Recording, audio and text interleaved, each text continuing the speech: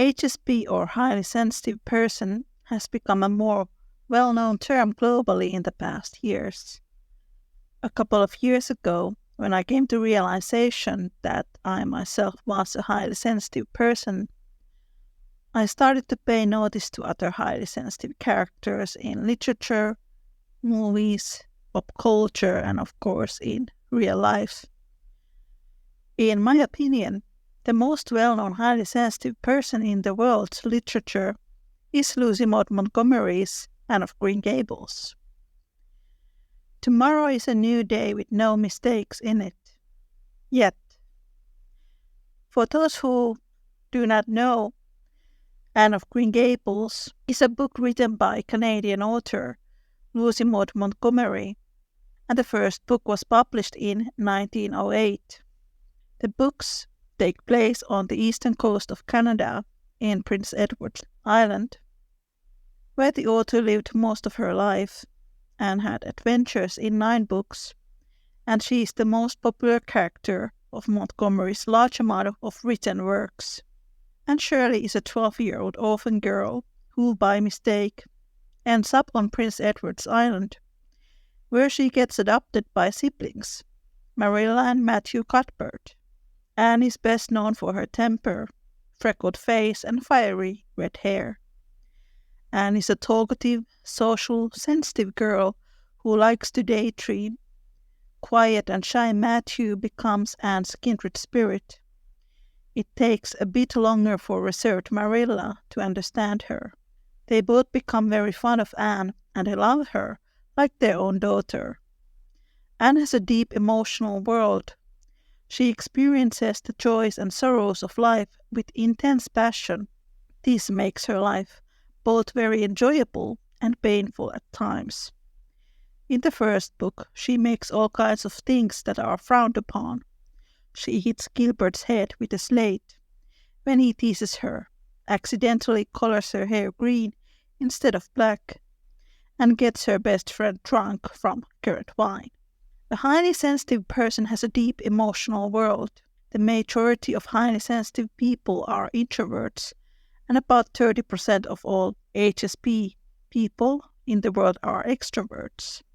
Anne belongs to this group of extroverts.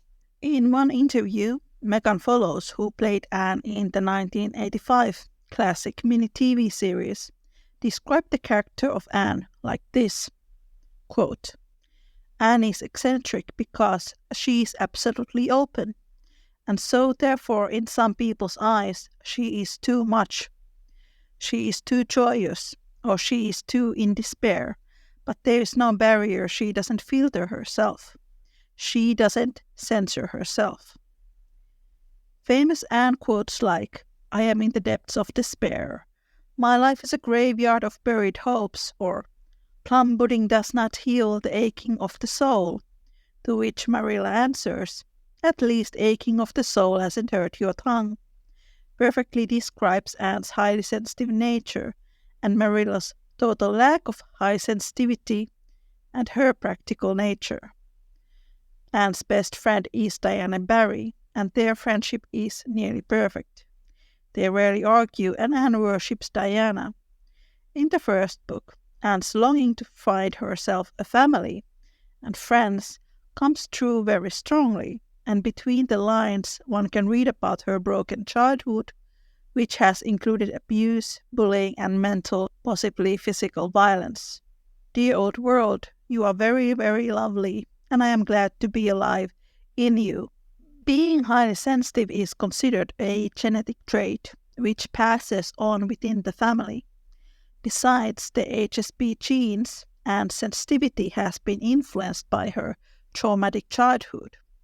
When she arrives in Green Gables, her soul is hungry for love, and mainly because of the care and the compassion that she receives from Matthew, Diana, and later on from Marilla, she thrives, and for the first time in her life she becomes happy and whole.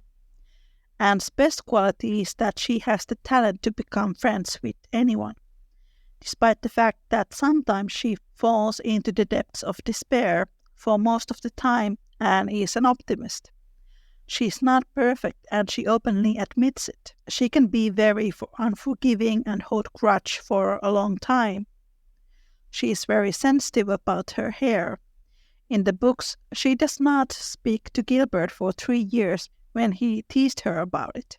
The rich inner world, becoming emotionally attached to places and objects and naming them.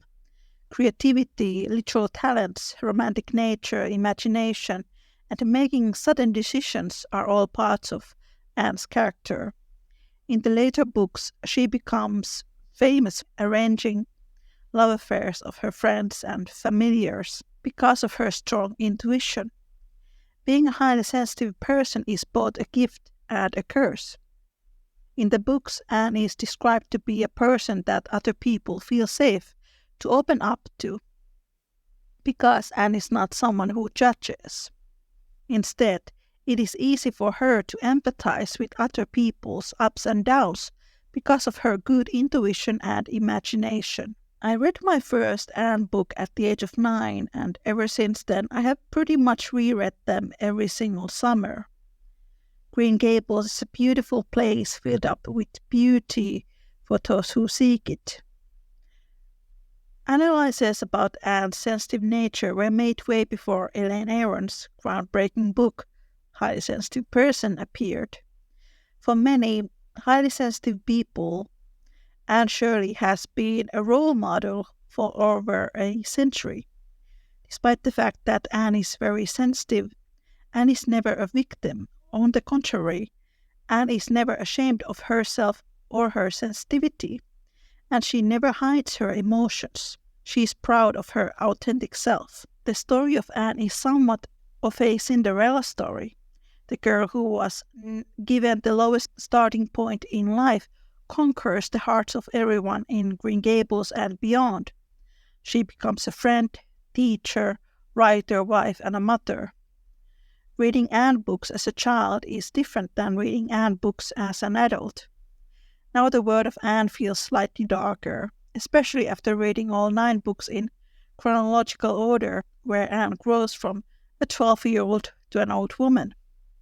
I was not surprised when some years ago I heard that the true cause of the death of Lucy Montgomery was suicide and not a heart disease.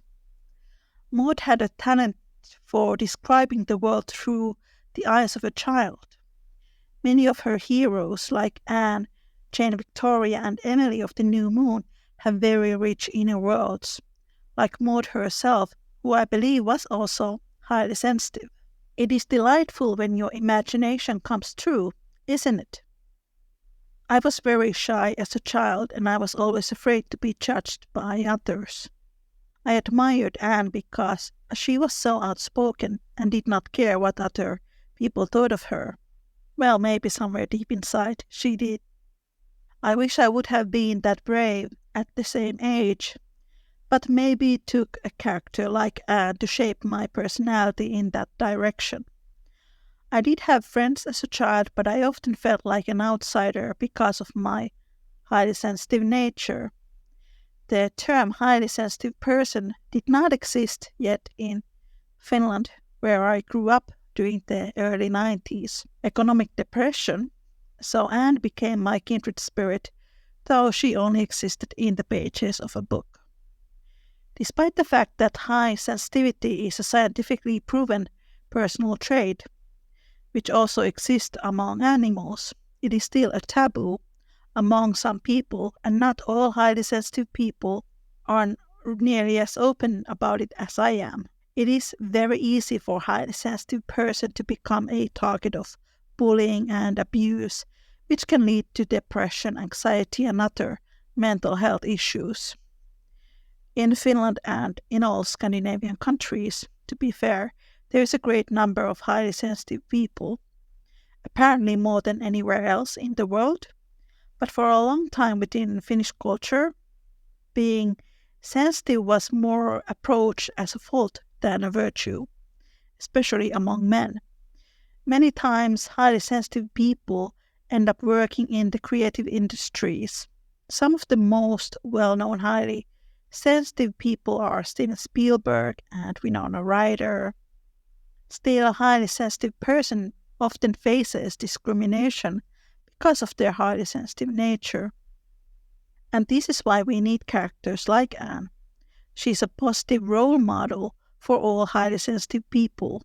She's smart, outspoken, unapologetic. And at the same time, she is the most loving and caring person. For Anne, being a highly sensitive person is the asset that carries her through life.